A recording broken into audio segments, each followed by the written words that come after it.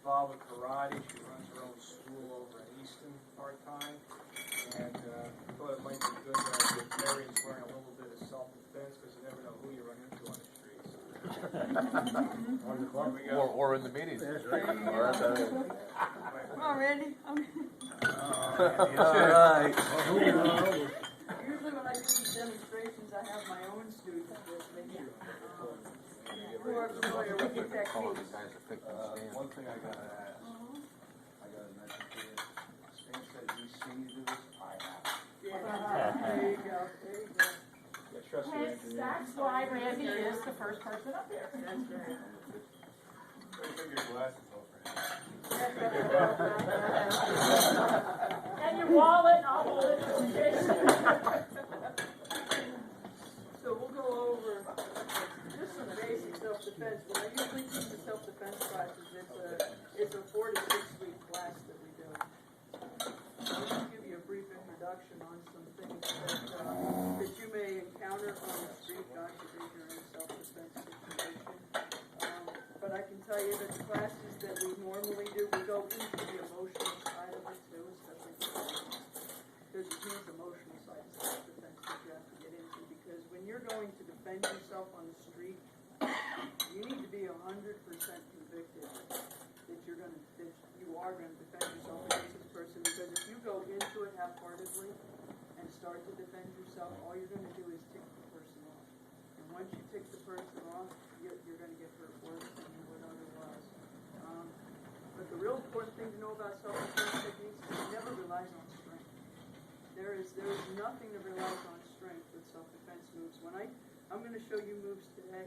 These are the same moves I teach my 5-year-olds.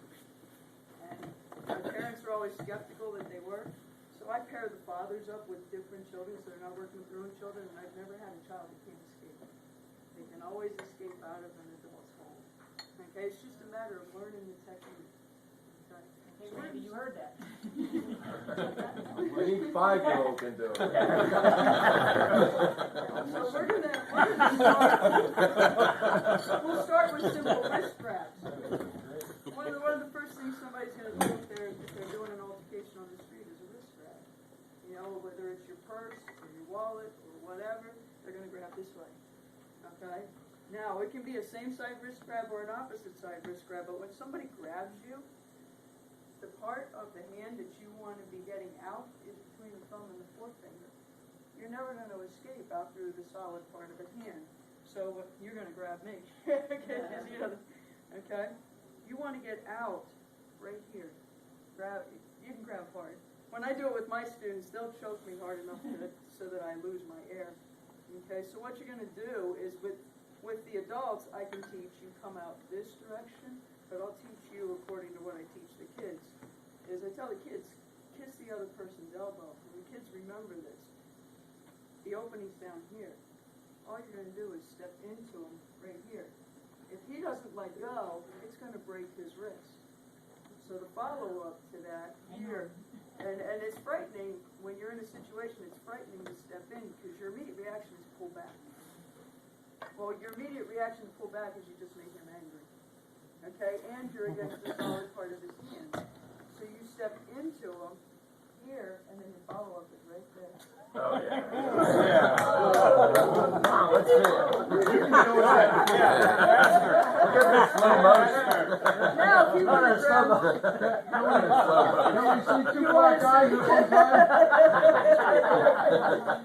Now, this works great for the same side grab. But, you know, kids being kids, they say, well, Mr. Shelley, how's that work if I grab the opposite side? Because he grabs with his opposite hand, and I grab this one. Guess what? That technique doesn't work. Okay? This goes into, if you're going to grab opposite side, it goes into, because I teach Taekwondo, but I also dabble in other martial arts, because you really need to be well-rounded. This is what's called small circle jiu-jitsu.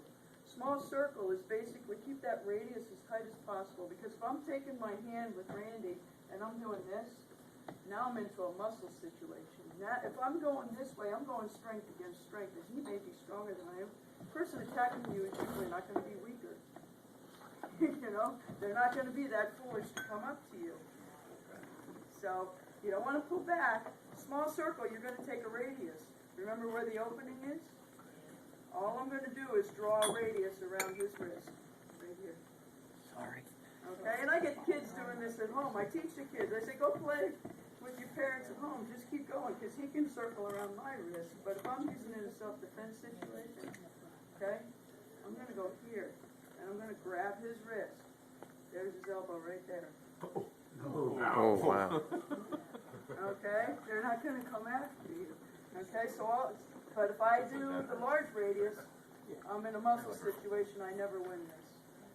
So you keep the radius tight, right here. And that gets you out of it. Okay, this does not take a lot of pressure. It only takes a couple pounds of pressure to knock somebody's knee or elbow out. Because it's not a supported joint. It's a loose Are you joint. holding the other hand? I'm holding right here. His shoulder is the other brace. So I'm holding here. Yeah, you can feel it right here. I'm holding it here. His shoulder's the other brace. You just pop here. It works the same for the knee because the hip provides the other brace. So you grab the ankle, you pop the knee. So it's the same thing. Yeah. Now, fingers and thumbs. Fingers and thumbs are excellent. Takes no strength to pull a pinky and pull a thumb. If somebody goes to choke you from the front, this way, go ahead. You can choke. I'm not going to tell you to do what Bradley does, okay? Two fingers. Anytime your first priority is your oxygen.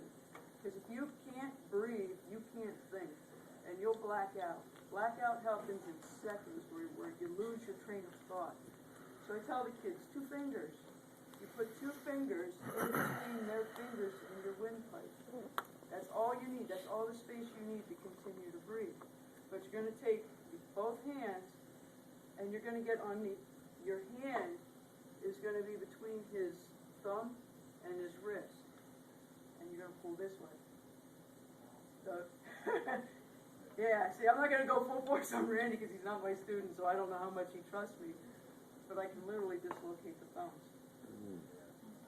It's not a strength move. It's just get your air and pull. The other one is from behind. If you choke from behind, same philosophy. Choke this way. Okay, and it doesn't matter which finger you grab. Just get one. If you get 2 or 3, the hand starts to move. Just get one and pull right here. So it has nothing to do with strength. You just grab and pull this way. And then the one that, those of you who are younger siblings and have that older sibling that used to do this, hold on you.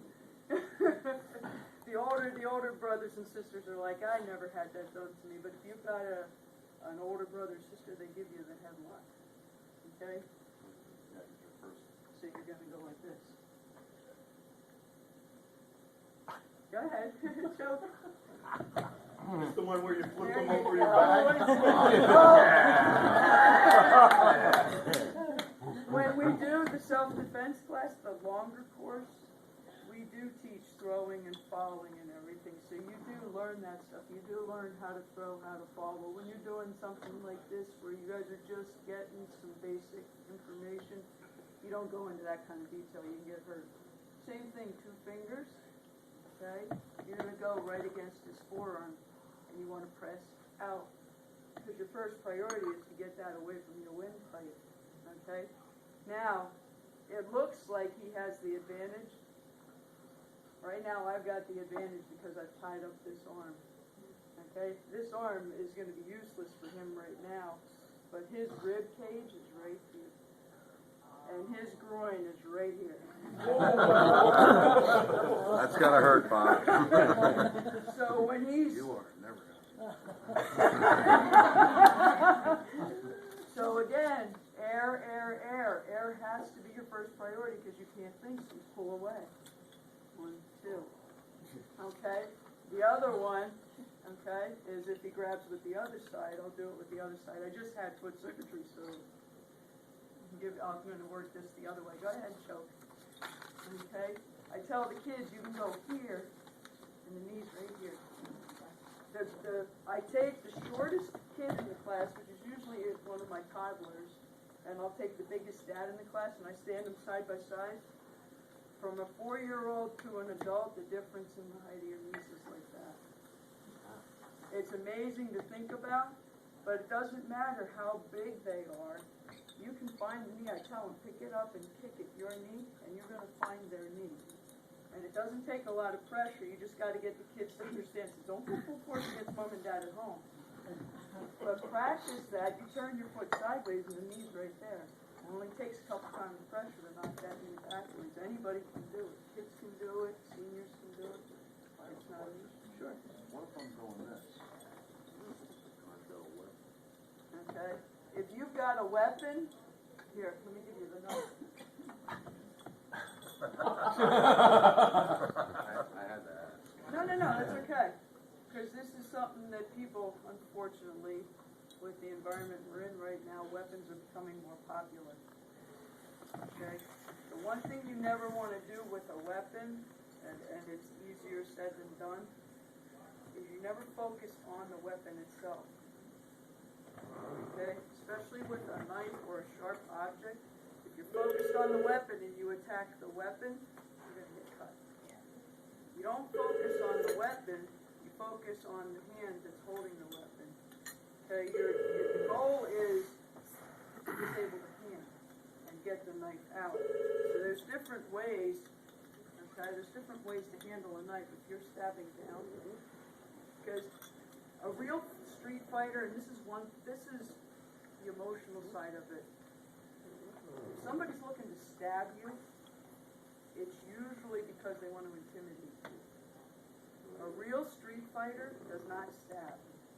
Because when you stab into the human body, you stab and the pressure immediately closes on the knife. So it's not like it is in Hollywood where you stab. It doesn't work that way. When you stab, the pressure of the human body closes on the knife and it's hard to pull back. It's hard to get it out. So an experienced street fighter isn't going to stab you. An experienced street fighter is going to slash. And an experienced street fighter never shows their weapon. An experienced street fighter will hold the weapon here. And they'll walk down the street like this and you don't see it. And then they'll come and do this. They'll bring it out, they hold it down their forearm, and they slash this way. Because slashing will have the same effect, especially if they hit your throat. Okay? But you don't see the weapon coming. So as soon as somebody starts to stab, again, it's hard because it's the emotional end of it. But if they're stabbing, they really don't know what they're doing with the weapon. But when they're stabbing, it's not the weapon. I'll give you a couple different scenarios.